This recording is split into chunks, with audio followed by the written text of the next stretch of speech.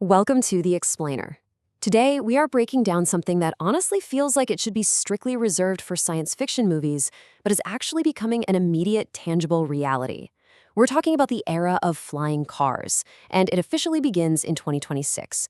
The way we commute, the way we value our time, it's all about to undergo a massive urban air mobility revolution. So let's dive right in. But before we take to the skies, we really have to ask ourselves, are we just stuck in traffic forever? It is such a relatable nightmare. Sitting in a sea of red taillights, gripping the steering wheel, just watching the hours of your life completely tick away on a gridlocked highway. For decades, it's kind of felt like this unavoidable tax we just have to pay for living in cities, right? Okay, let's dive into this because the cost of gridlock isn't just a minor annoyance, it is a staggering financial drain. We are talking about $120 billion annually in lost productivity. Factor in regular ground transportation, and your annual car ownership costs easily exceed $10,000. But honestly, the most painful metric here? The average commuter wastes more than 200 hours per year just sitting in traffic. That is literally over a week of your life. Gone. Every single year, just staring at a bumper. It's a massive emotional and economic toll on all of us. So right now, we're basically trapped in this exhausting present. You've got gridlock, heavy smog, and if you look up, traditional helicopters polluting the city with noise hovering around 105 decibels. But the immediate future, it offers clean, electric, vertical takeoff and landing vehicles, or eVTOLs as they're called. These promise an absolutely life-changing 80% reduction in commute times. And yeah, while their initial specs register high operational noise profiles for takeoff right around 130 decibels, the ultimate goal here is zero-emission travel that blends seamlessly into the city backdrop, completely bypassing the smog and gridlock down below.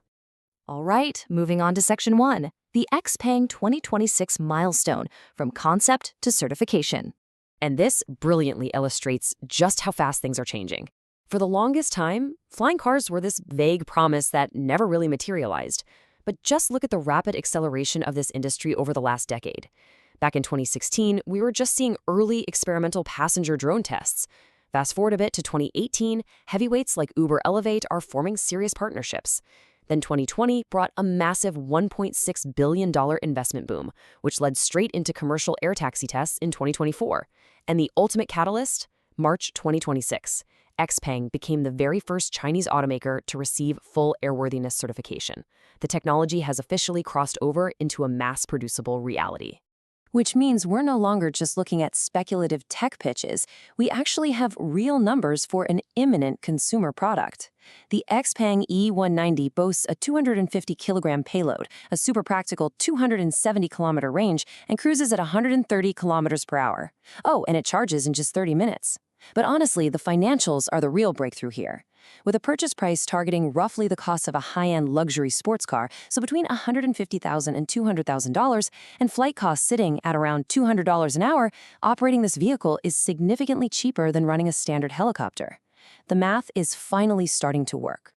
Now, if you are still feeling a bit skeptical, I totally get it. But the experts agree. Dr. Brian Yutko, who's the chief engineer over at Boeing Next, put it simply. He said, the certification of XPeng's flying car represents a fundamental shift from experimental to operational urban air mobility. So the biggest minds in aviation are actively validating that the era of operational flying cars has actually begun. Now, let's shift gears a bit. Section 2, rewriting the rulebook, the path to legal operation. Because look, you can build the greatest aircraft in the world, but if the government doesn't let you fly it, well, it's basically just an expensive museum piece, right? But what's really interesting here is how the law is finally catching up to the tech. The global regulatory momentum happening right now is pretty unprecedented. The FAA in the United States has actually finalized its Part 23 rewrite, which is huge. It sets the fundamental safety standards for these new aircraft. Meanwhile, Europe has established similar foundational guidelines. Currently, we're looking at 15 different countries globally that have active draft regulations moving through their legislatures. So rather than fighting this tech, global aviation authorities are actively building the legal, reliable pathways for it to exist. Which naturally brings us to Section 3, building the vertiport network, the infrastructure challenge. Okay, so the aircraft are certified. The laws are getting written, but where exactly do thousands of flying cars land and charge in the middle of a crowded city? This is the true bottleneck. Listen to this warning from Dr. Sanjay Srivastava. A single flying car charging station will require as much power as a small shopping center. Think about the sheer scale of that for a second. You aren't just plugging in a toaster here. Our city power grids are facing a massive upcoming test, unlike anything they've seen before. We basically have to build industrial-grade electrical networks entirely from scratch. And bringing those networks to life, well, it comes with a massive, very concrete price tag. $5 million to $15 million. That is the estimated cost to build just one single modern vertiport. And remember, these aren't just simple helipads painted on a patch of concrete. They are highly complex hubs that require massive power upgrades, passenger facilities, and incredibly advanced air traffic connectivity. Let's see how this builds, though, because despite those incredibly heavy costs, the real estate rush has already started all over the globe. Engineers and city planners have already identified 5,000 potential vertiport locations in the U.S. alone. Europe has flagged 2,500, and Asia has scoped out 3,000 potential sites. So massive, multi-million-dollar investments are pouring into these thousands of locations right now, ensuring that when the airframes finally roll off the assembly line, the infrastructure is actually there waiting for them. Almost to the finish line here. Section 4, the 5-step reality, your implementation roadmap. So we've talked about the tech, the laws, and the hubs. But how do early adopters and cities actually get this whole thing off the ground? Well, here is your highly actionable rollout process. Step 1. You've got to research local regulations and airspace laws specific to your jurisdiction. Step 2. Assess your infrastructure, meaning you need to identify reliable vertiport access and secure that heavy-duty charging we talked about. Step 3. Complete rigorous pilot certification, because yes, you'll still need proper licensing even with autonomous features. Step 4 is planning your routes and integrating with those new air traffic systems. And finally, Step 5, launching your first commercial operations. It's a highly structured, fully achievable pathway.